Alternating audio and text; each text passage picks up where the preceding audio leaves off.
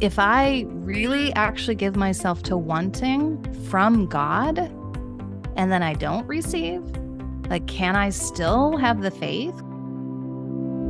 Hello, and welcome to Working with me, Dan Doriani, hosting a podcast where we explore faith, work, culture, and the way believers can make a difference in their corner of the world. Hello, everyone. My guest today is Jen Pollack Michel. She's an author, several books. I'll mention them in a minute. All wonderful works, mother of 5. I'm really interviewing her because I love honest writers. And Jen, you're an honest writer. You said things like, churches disappoint, and it's hard to truly, fully trust the gospel. You say that as a Christian writer. Part of you thinks that faithfulness includes fighting yourself. You also describe a foolish flirtation you had with a married man when you were kind of a newlywed, and you're just such an honest person. With me today, who helped me get Jen Michel on the show, is Abby Karsten, who is the Women's Ministry Director at a prominent PCA church, and she also happens to be my daughter, so she's going to be participating in this interview today. Glad to be here. Thank you. My first question, Jen, before I even introduce you, is it easy for you to be honest? You're an honest writer. Is that a choice? Is that something that just comes out of you? How would you describe yourself? Yeah, I could tell you an interesting story from college, but I won't go back that far. But I would say that most people would characterize me as a pretty honest person. And I do feel like honesty sometimes lacks in the church while it doesn't lack in the biblical witness. I feel like the Bible is so honest. I think the Psalms are incredibly honest. You know, I think the whole story of salvation is about people who are broken and how God in his mercy rescues them. And so I've just wanted to kind of bear a similar witness to my own experience of faith, I think. And so it feels very necessary. I will say that writing your first book in a very honest way is different than writing your 5th book in an honest way. Yeah, that's true. But on the other hand, it sort of establishes who you are, right? So, I preach almost every week. And I find that if you start off being kind of brutally frank on weeks 1, 2, and 3, you don't get in trouble when you're brutally frank in week 12. So, like, what's bothering him? No, he's always that way. It's just the way he is. Yeah. Right. So you have written a number of books. The one that I've spent the most time with is Teach Us to Want, which is, I guess, your first major book, solo book, which won a Book of the Year award from Christianity Today, which is that's a very nice accomplishment. And you wrote it to correct a mistaken idea, and that is the idea that the more we fight our desires, the more we fight our natural inclinations, the better we are. Would you explain your big thesis to us a little bit? I don't even think I had words exactly when I was writing the book. It's fun to sort of like finish a book and then like teach, the material from a book. And you're like, oh, I now have it a little bit more distilled. At least that's the way it works for me. So as I've taught about Teach Us to Want, I really very simply say, I think the biblical account gives us, a reason for the call of desire, but the caution of desire. And I think what I was trying to correct was that I only had a story of caution. And Teach Us to Want, tells why, that I had a prodigal story. I was raised in the church. And it was desire that led me off the cliff, so to speak. And so to come back to Jesus, when I was 16, I feel like I packed a lot of sin in, I think, in my early adolescence. I felt that meant I had to sort of like tamp down desire. I had to smother it or maybe like extinguish it altogether. And I don't think that I had a lot of good messages about desire. Like, I actually would be curious, Dan, have you ever preached on desire? Is that even like a theme? I mean, I would just say that in my growing up, I don't know that I was really given a framework for understanding it. Yeah. So I would say that, like a lot of people, I probably unwittingly grew up with the influence of Kant, which is the best thing you can do is fulfill your duty. And my dissertation happened to be on the Puritans, English Puritans, and they were talking about duty all day, every day. I mean, they'd go through Ephesians chapter 4 and say, and 23 duties proceed from this. And of course, then you have to do your duty. So I probably had grown up with a grit your teeth and do the right thing. But over the, of course, I've read some Jonathan Edwards and Augustine and others, John Piper, who say, there is such a thing as godly desire. When you follow a godly desire, a godly love, it makes everything easier. So when I talk about parenting, for example, I'm always talking about how lovely it is to have children, how beautiful and how sweet they are. And of course, you also have to control yourself when they've been screaming all night and you're tired the next day. So I've worked on that myself. Could you give us those two words you said, the caution of desire and the blank of desire? And the call of desire. Yeah, right. Yeah, what does that mean? We got you explained the caution.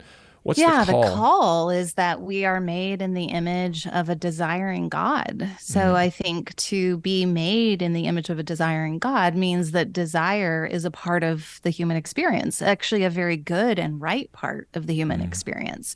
And the more that I really started to engage with the language of, Romans, like you're buried with Christ and then raised to walk in newness of life. Right. It's like, well, something comes out of the grave. And Paul tells me actually it's a new self. And it's a self that is meant that God is working in this self to will and to work according to his good pleasure, not just to work, we know that. And that's sort of the duty message, but to will and to desire. And I actually think that is like a significant evidence of the movement of the Holy Spirit is when we start to want things that in our natural, man, in our flesh, we wouldn't want. Like who wants to lose their life in order to save it? Who wants to take up their cross to follow Christ? Like if you were only in your natural, unredeemed self, but the fact that God could work in you, that could actually become your desire, I think is an evidence of something supernatural at work, God at work in you, working in you to walk in newness of life. Yeah. Can I jump in? Sure. Is that all right? Yeah, go ahead. Okay, so I use this book as a summer book club, the Teach Us to Want. And people didn't like it at first. So I'm a women's ministry director, and I picked these books. I think, these are maybe books that you wouldn't read on your own. So I'm going to bring them to you, and this is what we're doing. And a lot of the women said, well, I wasn't sure about that. I wasn't sure about the title.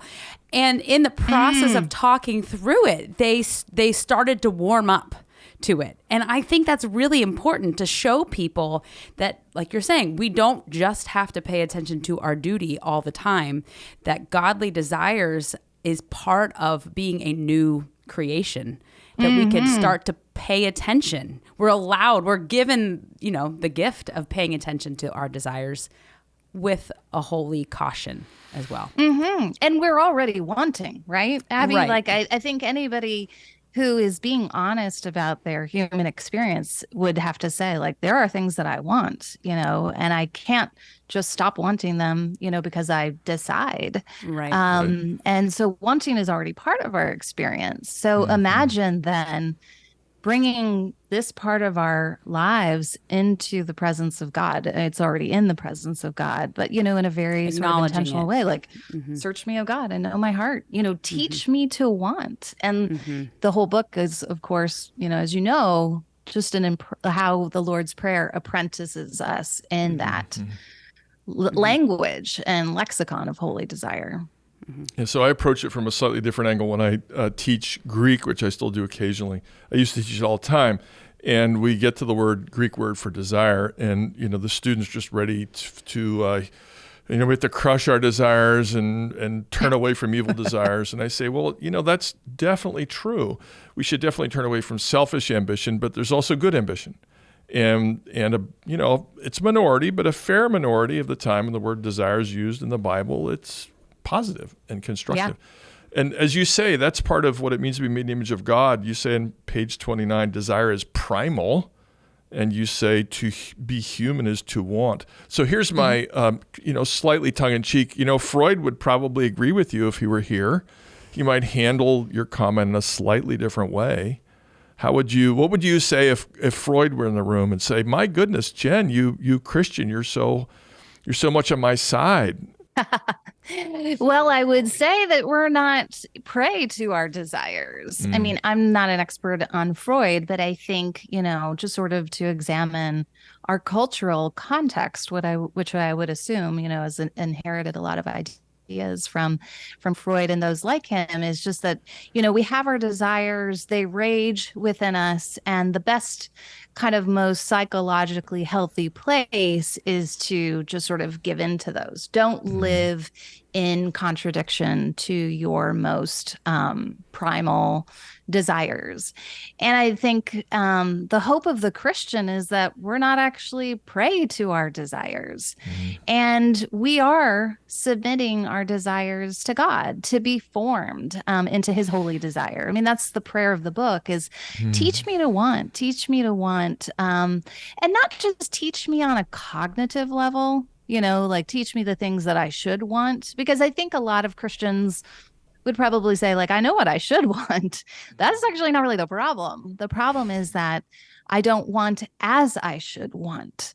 So imagine, Freud, that I believe in a power that, the Bible tells me raised Jesus from the dead, that actually could exercise the power to convert my desires, to transform them, to rescue me from the stranglehold of my own selfishness. I'm not a prey and a victim to my desires. I can't think of anything more hopeful than that. I can imagine there are a lot of people listening, and I mean, just for me, myself, I mean, I live every day with contradicted desires. And I think that's what Paul is testifying to in Romans 7. I want the things I shouldn't, I love the things I should hate, and I hate the things I should love, and who will rescue me from this body of death?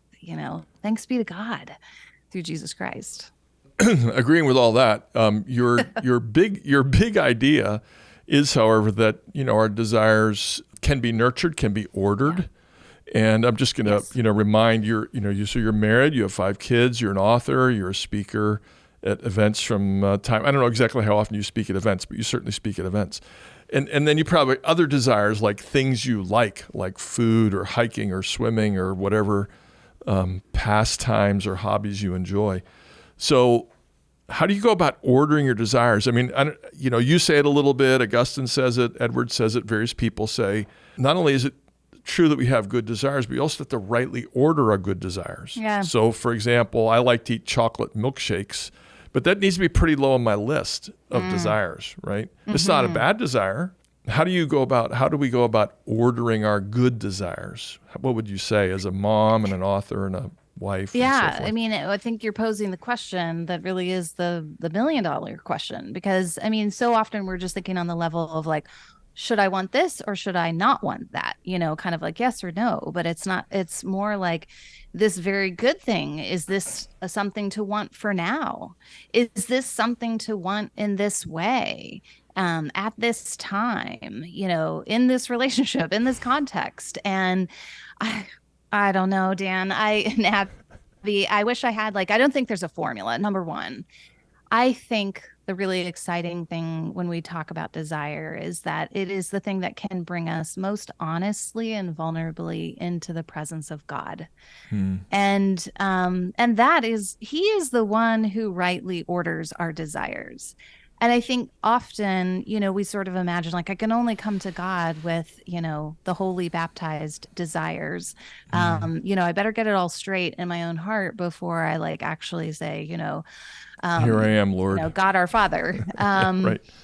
But imagine that I could just sort of say, it's a mess in there. I don't know exactly how to rightly order all of this. I will say that I think we already know that we as a culture, we have certain desires that are being formed in us that I think number one, we just have to be cautious about. I bet you guys have your list. I'll put that question to you guys.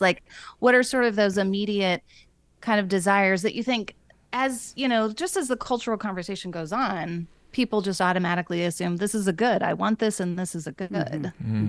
Yeah, I'll let I'll let Abby go first. This Go isn't ahead. exactly an answer Yeah. to your question, but the first thing I think of, because this is what comes up for people that I regularly talk to, are the desires that are technically good that we want so badly that God isn't granting for one reason or the other. And that's where I think you take your vulnerability to God.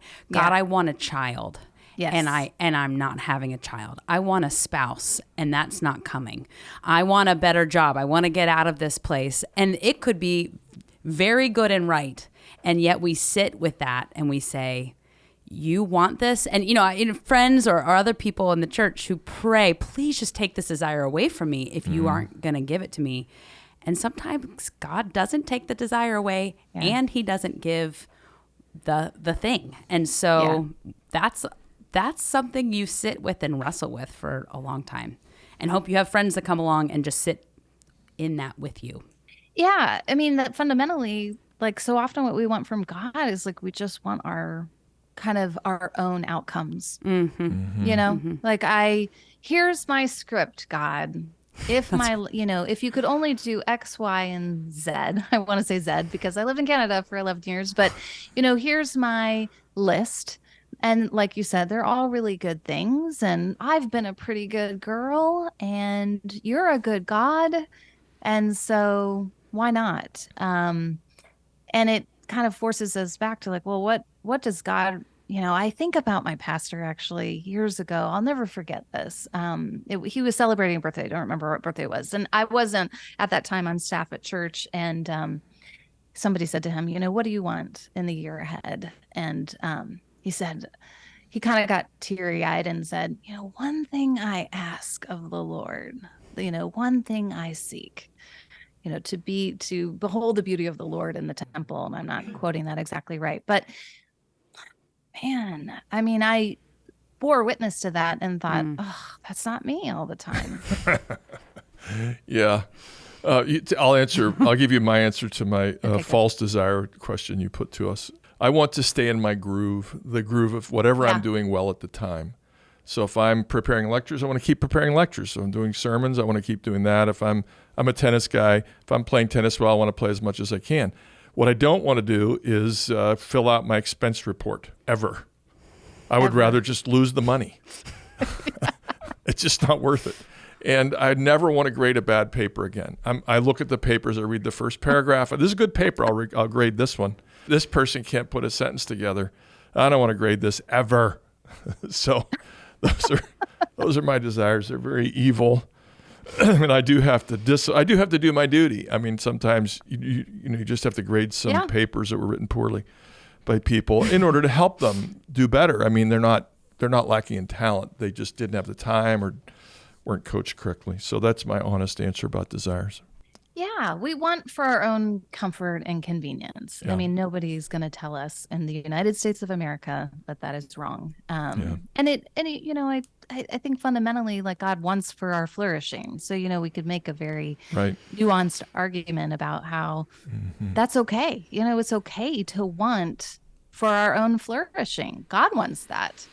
But what do we do when we find ourselves in Job's situation? I mean, which is I just happen to think of him because I just finished Job in my Bible reading plan, and this goes back to the question that we started with, what do you do with a verse in the Bible? I was reading it in Robert Alter's translation, I call to God and I am not answered. Like that was sort of the verse that just sort of rang out. Now it's in the middle of the book. It's not the end of the story, but in a particular moment in time, I mean, that's what you're talking about, Abby, right? Right. For a particular moment in time, for the women that you minister to, if they're just to kind of like slice open their life and look at time like that, and they can't see the beginning and the end, that's what it feels like. I call to God and I am not answered. And that doesn't feel fair, and it doesn't feel like God could be good. And that's really, I feel like actually all my books are really pressing on that question, like, can God be good if life is not? Because just, there's so much grief in my own story. And I think that's another reason why, I mean, the prodigal aspect of desire was certainly hesitation. Like I have this prodigal story and like I can't trust myself to want. But there's another element of, man, life has already been hard. Like if I really actually give myself to wanting from God and then I don't receive, like, can I still have the faith? Will I sustain the faith that he's good? So maybe better just to like play it safe. And that's what I always kind of noticed is like nobody really wanted to take the real risk and desire in prayer. I mean, how many times have you like prayed in a group, prayed in a, prayed with other people, and at the end of the prayer it's tacked on, but your will be done. And that may very well be, I surrender everything to you. And it may also be, but lest, you not come through with this one. I didn't really want it that much. Yeah. So, I said Here's your my will be escape done. plan. It's like, I want it, but I really don't. It's okay. So it'll be okay if it doesn't happen. Yeah. Right. You're getting on the cusp of a topic that both Abby and I want to ask you about, and that is it comes from your other books. So you've been talking about one book, Teach Us to Want, so much, but you've also written a book about home, keeping place, and you're also working on a project about disciplines, I guess you could call it, or habits. And people tend to view the spiritual disciplines and the life of desire as antithetical to each other. But the really good books about that. I don't know, Richard Foster's book and Dallas Willard's book, which are just such classics, talk about love and they talk about the disciplines side by side. They're very careful to do both. And I'm guessing you're going to end up in the same place because you want to you like to talk about desires, but you also like to talk about habit formation and how to make a home. And making a home is not a matter of just wanting stuff. You have to come up with a schedule and a way of doing things, and you have to resist, I'll say, missteps. Just stick one more thing in before you comment. It just intrigued me. Somehow or other, I found out that reading your books, that two of your favorite books are about people trying to make a home. Jayber Crow, who finally finds his home in a cabin with no electricity in the wilderness. I'm not trying to give the story away. I mean, there's a lot more to it than finding beautiful. A cabin. But I mean, he's always looking for a home. And Leela by Marian Robinson is also about a woman who, to her amazement, finds a home in a drafty parsonage. So those are stories about homemaking. You're interested in homemaking and about the disciplines of that. So just spin out your thoughts about that a little bit, and then Abby's going to ask you a follow-up question. Well, to start with the connection with habits and desire, I mean, I'm really influenced by James K. Smith on this. And I remember when I was writing Teach Us to Want, before I wrote Teach Us to Want, I read his book, Desiring the Kingdom, which was, the precursor to You Are What You Love. And I remember in that book learning that, habits are sort of the hinge of desire, I think is the way that he would put it. Like you can't get at your desires directly. You can pray for God to transform your desires, to baptize your desires, to raise them to newness of life. But then what is that participation element? What are the ways that we kind of work as God wills in us? I mean, this is the huge paradox of Christian faith, is that it's done to us and for us and with our efforts as well. I mean, we don't just sort of wait for God to strike us with a lightning bolt. So habits can be a way to cultivate good desires. For example, you can pray to love your really cranky neighbor and then avoid them, or you could deliberately put yourself in the path of transformation, borrowing language there from Dallas Willard, and, engage them more often so that as you pray for your desires to change towards your neighbor, you're actually like practicing that. You're creating a pathway for it to happen. You're creating a pathway. And I mean, we know this actually. I mean, God's made us in these incredible ways where we're actually creatures of habit. And I think a lot of times we think that we're operating on a really cognitive level, like I'm moving through the world and I'm making these choices according to the beliefs and the values that I have. Well, there's a lot of our just the way that we inhabit the world is very much by routine and habit. And we sort of fall into the familiar, as you were talking about. And that actually is something that we do like as humans, because it sort of reduces the burden of choice and decisions. And so my question that I like to put to people. And really, I mean, I've been putting it to myself for many years now, is like, what are the desires I want to be formed in? And what are the habits that are going to support the formation of those desires? Yeah. And we could talk about home. One of the things that I realized, I mean, went into the project of writing Keeping Place thinking that it was a desire book. I'm going to write about my desire for home and how that connects to the gospel story, which I do believe is a desire for home. Home, our home in God. Our hearts are restless until they find their rest in you. We could just sort of reformulate that in the language of home. But what I realized was, oh gosh, it's not just about God making a home for me, but me making a home and his people making a home for others in the world. I don't think it's just women who do this work. I think it's men too. Right. And so that I wanted to talk, and this is, my alliterated way of talking about it. And I didn't talk about it like this in the book, as I didn't talk about call and caution of desire and teach us one. Keeping Place, this language came later, but the benefit and burden of home. And that burden piece I didn't have initially, and came into realizing, well, that's the work that God's people take up in the world as the hands and feet of Christ. I read this book first when I had a baby and a toddler, and I was working 3 part-time jobs in addition to caring for them about 20 hours a week when my husband was at work. And it was invigorating, and it was a balm. It was soothing to my soul. So, and I listened to it and read it, but mostly listened to it because that was where I was.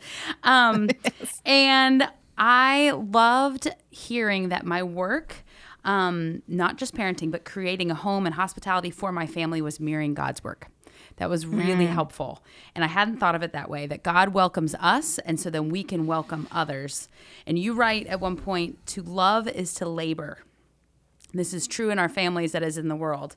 And then also domestic lives and rhythms of spiritual practice requires a kind of liturgy or routine, an anchoring weight against disordered desires that greet us every morning.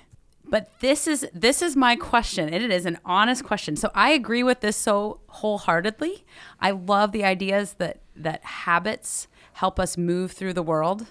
But I see in myself, maybe more now with some new self-awareness, that I have a tendency to hold on to those liturgies as a kind of salvation in themselves. And if I can just do the day-to-day things that need to be done, I will just move through the world and things will be okay, and I can push back the effects of the fall.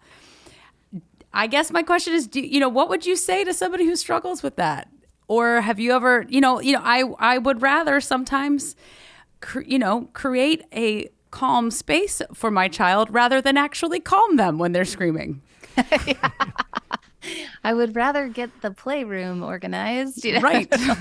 Rather than get the child in the playroom. The messiness that comes from human interaction that doesn't fall neatly into place with a liturgy or a habit.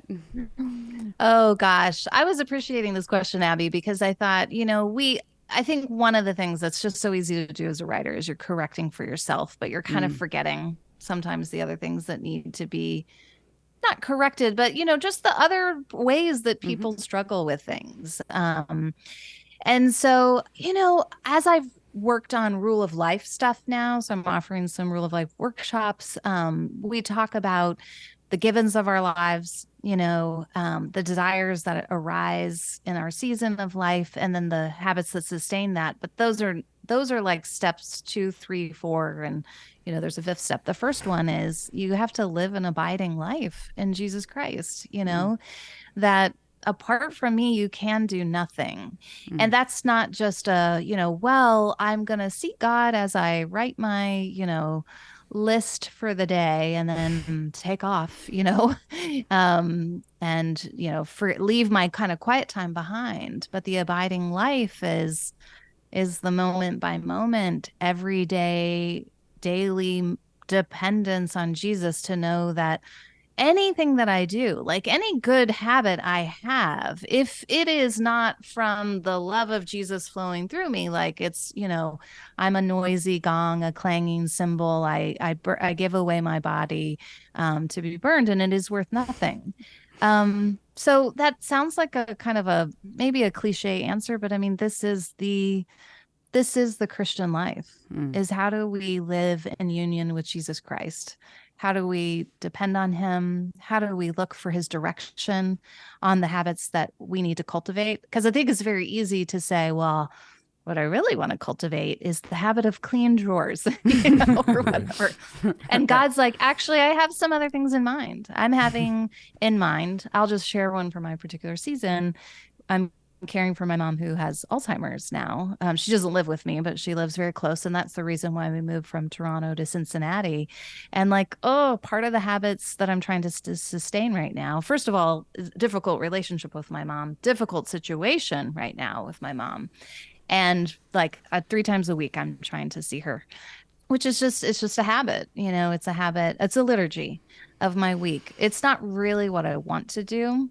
But I do feel that those are habits that could support the real desire that I do have, is to be faithful in pilgriming alongside of her until she goes home to Jesus. But that requires a lot of dependence, a lot of honesty and a lot of community.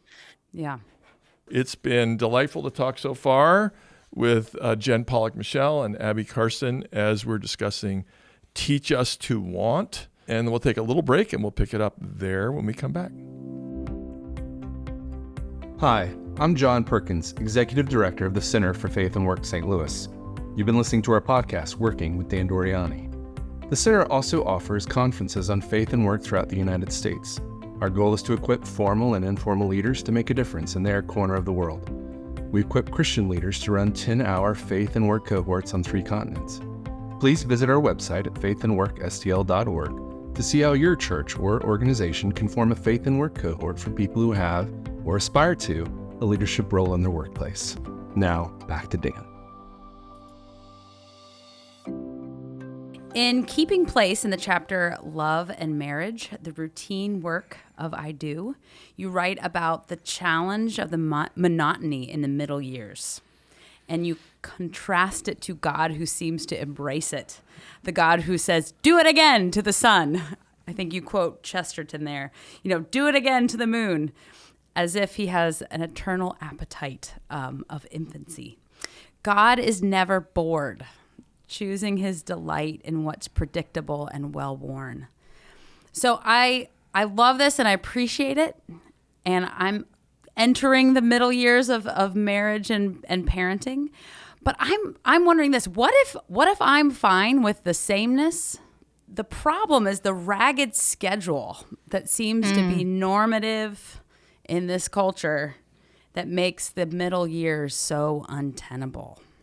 No, I think you put your finger on it, really. An entirely different problem is that we actually don't get sameness. Right. Interestingly enough, this book was prior to the pandemic. And that was one of the things I talk about in Good Time, is just that sameness in the pandemic was really wearing me down. And then really just trying to embrace that. But to speak of the ragged schedule, I don't know if this was true for you. I actually missed it when it was gone. Did you guys? Well, I had a really tumultuous COVID season. So Okay. I didn't have calm. I'll just put it that way. For various circumstances. There is nothing about COVID season that I missed ever. Not for one. 5 different platforms for teaching class online in a span of 7 weeks. Yeah. There is Oh my gosh. there is nothing in that is even remotely desirable by anyone but a crazy tech head, I guess. And I'm not one of those. I guess going back to it though, I just find that I would love to lean into a time, like you said, of COVID, where we could be together, we could see each other and have a pace of life that lends itself to reflection, to creativity, and I feel like we're fighting that every day. We try to make choices to push back And sometimes I'm at a loss. Do you think that one of the problems, Jen, is that I'll just say the three of us are, relatively talented, energetic people, and we're just asked to do a lot of stuff, and it all looks interesting. But we also have to go through the ordinary activities of life. And I would say most people in this world are pretty energetic and pretty interesting and pretty talented. And so we're always reaching out for a little bit more. And then it was so exciting. And then it's here. And now our lives are disrupted by this very exciting trip, which we now realize we don't have time to pull off. Or this wonderful opportunity to join some group or do something. And now we realize we don't have time to prepare for it. I mean, I think this is such a great place to practice kind of examine, is just to try to ask God to examine our hearts, search us. And, one of the things I've talked about is just, embracing the givens of our lives. Like if the ragged schedule is just part of a given set of reality, you've got little ones, I don't know, whatever it might be, you just have to embrace it. You sort of have to just say, the ragged schedule is a part of like these givens. And so, Lord, I accept it. But the examine part of it is, are there reasons that I choose it? Like you were saying, Dan, do I choose it because it makes me feel important? Because it makes me feel full? Do I choose it because experiences, maybe? Right. Or maybe I just like to try new stuff. I lack courage. I'm not clear on what my kingdom purposes are, kind of my more narrow lane. So it's a great examine question. What do I really want? What might drive this? Do I choose it or does it choose me? Yeah, exactly. Let me go to a couple fast questions. I call it lightning round. So you have to, the rule is you have to answer in less than 60 seconds. Unless you go to 90 seconds, in which case you just went to 90 seconds. In this case, you cut me off. Well, I don't know if we'll do that. He's done it before. Well, yeah. Okay, tell us the best book you've read or best thing you want people to know about, author, writer, music, whatever. The best something and why. Small Things Like These, Irish novel by Claire Keegan. And I'm getting ready to read Foster, which is after Small Things Like These and is supposed to be even better. I can't speak for that. Probably one of the most Christian books I've read, novels, in a long time. And I don't even believe that she's a Christian. I don't know for sure, but a very redemptive story. Can you repeat the titles again? Foster was second, and what was the first one? Foster was second. Small Things Like These was first. Claire Keegan. Very, very good. Very short and small. I like that. If you could do anything for 1 year and learn no logistical obstacles, you could take your kids and your husband with you or not, money's no object, no visas, nothing. What would you do and why? This is going to maybe sound too boring. I would go and teach at a college somewhere. Really? I think I would teach writing. Yeah? Yeah, I would teach writing. I would teach literature and writing. And I would involve myself in mentorship opportunities on campus, I think. Somebody's going to hear this and they're going to invite you to teach at their college. I hope so. That's why I said it. Yeah. Well, no, it's I'm probably just kidding. There's a few schools in Cincinnati. I don't know. There's a lot of schools. There's a University of Cincinnati. They'd probably ask you to do it. Yes, that's true. Yeah. Okay. What would you like to celebrate in 5 years? I thought about this question. It's going to sound odd. I don't know if my mom will be alive in 5 years. And I want to celebrate having lived this season well. Like alongside of her. Like I actually want to come to the end of her life and I really want to like celebrate her, celebrate the time that we had together in the season. So it sounds a little bit like morbid, but that's what came to mind. That actually gets at something I wanted to say about the raggedness of schedules. And that is, hit me like a lightning bolt when I was working at a crazy pace, working for my PhD, part-time job. Just work, learning the language, reading, writing papers. And somebody said to me, you need to receive the interruptions of your life, which include 5-minute phone calls and somebody dropping by to talk to you. I had some responsibilities for some people at that time. And I was kind of helping pastor a small church. So things, there's a lot going on. And he just said, you have to receive those not as painful burdens, but as God-given appointments And if you take it that way, I'm responding to your mother having Alzheimer's, which called you to move, which uprooted your family, and you don't have a great relationship with her in every way. And receive that as God's providential gift. It reminds me of a friend of mine. I'm a tennis guy, and a friend of mine, we won a city championship together, and 2 months later got cancer. And he found out, and he said, Dan, would you visit me every week? And either I'm better or I'm with the Lord. And I got to tell you, I did not want to do it because my life was so crazy, and the time to visit him was a bad time. And it was the sweetest and most lovely. For 9 months every week, we spent an hour. We were only supposed to visit 20 minutes, but it always became an hour because it was so sweet. And, I received that as a gift. And I think that's part of what you're saying. And even Abby, you're asking us to see that these apparent interruptions and distractions that disrupt place are actually part of place. I've talked about receiving time, as a gift. I think I've spent a lot of time trying to manage my life, manage my time, manage my schedule, manage my projects to get more done. Right. And I've started to change the language of just even the way I think about my relationship to time. Like, can I receive this day, everything that it has to offer, in the way of good and bad and planned and unplanned.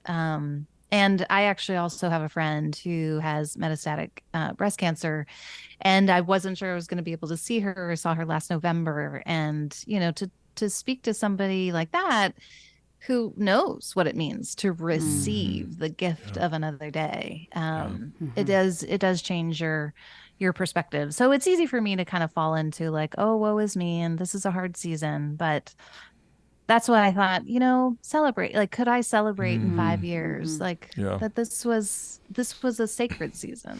Yeah, right. Jen Pollack Michel has been our guest today. It's been delightful to get to know you. I'm going to go ahead and just say something. We're working on a book together right now on virtue and vice. Yeah. So that's kind of how I got to know you a little bit, checking out who I want to work on this project with me.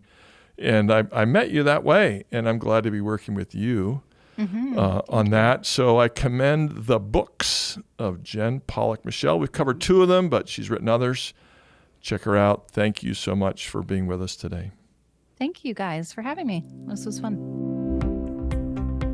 Working with Dan Doriani is a production of the Center for Faith and Work St. Louis. We seek to promote faithfulness in the workplace, in education, in discipleship, and in the stories of believers who've applied their faith at work. If you want to put your faith to work and change your corner of the world, visit our website, the Center for Faith and Work St. Louis. Look for faithandworkstl.org. That's one word. We'll help you start a cohort with like-minded believers who also want to practice their faith at work. This podcast is donor-supported. To keep us going, please donate on our website. Maybe more importantly, you can support us by listening, by subscribing, by sharing, by liking us, by posting us on your favorite platform, or go old school and tell a friend.